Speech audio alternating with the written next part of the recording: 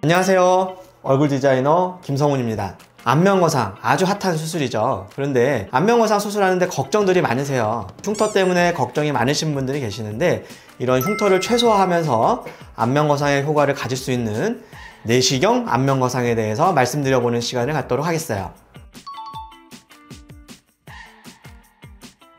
실제로 안면거상 수술을 하게 되면 관자놀이에서 절개선이 시작해서 귀 앞쪽, 그 다음 귀 뒤쪽, 그 다음에 뒤쪽 후두부 헤어라인까지 넘어가서 실제로 길이로는 한 25cm 이상 되는 엄청난 큰 길이를 절개를 해야 돼요. 관자에서부터 귀 앞쪽까지는 중안면부를 끌어올리기 위해서 절개를 하는 거고요. 귀 앞쪽부터 귀 뒤쪽까지는 하안면부를 당기기 위해서 절개를 하는 거고, 뒤쪽 후두부 쪽으로 헤어라인을 따라서 절개하는 거는 목을 당기기 위해서 수술을 하는 부위라고 생각하시면 되겠어요. 안면거상 수술을 하게 되면 제일 많이 걱정하시는 부분이 흉터예요. 흉터 길이가 아무래도 길다 보니까 수술 이후에 보이지 않을까, 또는 머리를 뒤로 묶거나 포니테일, 머리를 올렸는데 흉터가 적나라하게 보이진 않을까, 이런 게 걱정이 되실 수 있거든요. 그렇다면 흉터를 최소화하면서 흉터의 길이를 줄이면서도 스마스팅을 당길 수 있는 안면거상을 할 수 있다면 가장 효과적인 그런 방법이라고 볼 수가 있겠죠. 그래서 내시경 안면거상이라는 수술을 고안하게 됐습니다. 말 그대로 내시경으로 수술하다 보니까 피부를 잘라내지는 않아요. 그렇기 때문에 피부에 처짐이 심하지 않은 경우, 즉 젊은 분들이 윤곽수술을 하고 처짐이 있거나, 또는 피부 탄력은 나쁘지 않은데 팔자나 볼처짐이 있는 경우, 또는 목 부분에 이렇게 펠리컨처럼 길게 늘어진 주름이 있지는 않지만 뭔가 목이 처지는 느낌이 들 때, 이런 분들에게 가장 효율적인 수술이라고 보시면 되겠어요.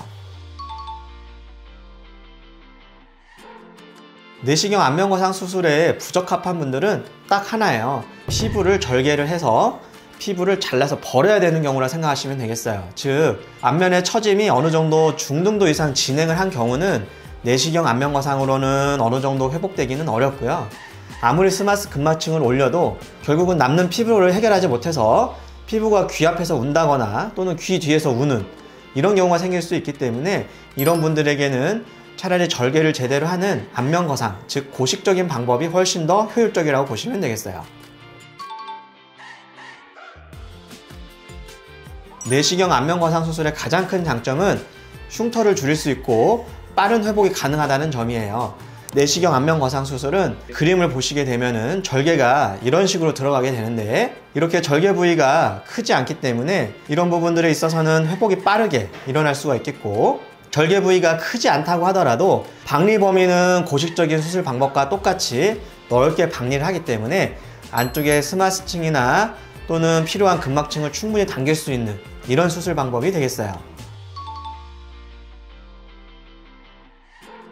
요즘에 안면거상 수술이 워낙 인기가 많다 보니까 안면거상 수술에 대해서 용어들이 많이 혼재되어 있는 상태예요. 안면거상이라고 하면, 즉 고식적인 방법은 관자놀이에서 시작을 해서 귀 앞에, 귀 뒤에, 뒤쪽 헤어라인까지인데, 이 부분에 있어서 세 부위를 안면거상을 하는 거라고 생각하시면 되겠어요. 즉, 관자놀이에서 귀 앞에까지는 중안면부, 즉 팔자를 피기 위한 부위가 되겠고, 하안면부는 귀 앞에서 귓볼 뒤쪽까지, 즉 불독살이라고 하는 턱선을 교정해주는 게 하안면부라고 보시면 되겠고요. 마지막, 턱에서 목으로 이어지는 이 각도를 좀 더 날카롭고 샤프하게 만들어주는 이런 수술을 목거상, 즉 중안면부, 하안면부, 목거상을 합쳐서 고식적인 안면거상이다, 이렇게 보시면 되겠어요. 그렇다면 미니거상은 무엇이냐? 세 부위를 각각 나눠서 하는 거를 미니거상이라고 생각하시면 되겠어요. 관자놀이에서 귀 앞에까지 절개를 해서 수술하면은 중안면부 미니거상, 귀 앞쪽부터 귀 뒤쪽까지 절개를 해서 수술을 하게 되면은 하안면부 미니거상, 귓볼 뒤에서 시작해서 뒤쪽 후두부 헤어라인으로 절개를 하게 되면은 목거상, 고식적인 안면거상을 세 부위로 나눠서 각각 따로 진행할 때 하는 수술을 미니 안면거상이라고 보통은 일컫고 있어요. 그렇다면 내시경 안면거상은 어떤 수술이냐? 중안면부, 하안면부 이런 부분들을 한 번에 당길 수 있는 수술이에요. 하지만 절개창을 최소화해서 아무래도 피부 절제가 필요 없는, 처짐이 심하지 않은, 피부 탄력이 아직 좋으신 분들에게 가장 적합한 수술이라고 보시면 되겠어요. 첫 번째 시기는 수술하고 즉시, 즉 수술하고 한 달에서 두 달 정도 됐을 때 어색한 모습이 있을 수 있고요. 그 다음에 수술하고 3, 4개월이 지난 이후에도 어색한 모습이 있을 수가 있는데, 일단은 수술 직후에 나타나는 어색함은 내시경 안면거상도 무조건 생겨요. 고식적인 방법하고 마찬가지로 스마스층을 당겨줬기 때문에 얼굴을 움직이는 근육들도 위치 이동이 약간은 일어났기 때문에 얼굴의 표정이 부자연스럽고 약간 어색한 모습은 있을 수 있어요. 하지만 3, 4개월 이후에도 나타나는 어색함은 스마스층을 잡아당길 때 잡아당기는 방향을 잘못 잡아당기거나 스마스가 아닌 피부를 과도하게 잡아당기는 경우는 계속 어색한 모습이 남아있거든요. 내시경으로 안면거상을 하는 경우는 피부에 절제가 없기 때문에 피부가 당겨지는 건 없겠죠. 그렇기 때문에 아무래도 고식적인 방법보다는 어색한 모습이 보다 빨리 회복이 되고 후기에 나타나는 어색한 모습도 발생하지 않는다, 이렇게 보시면 되겠어요.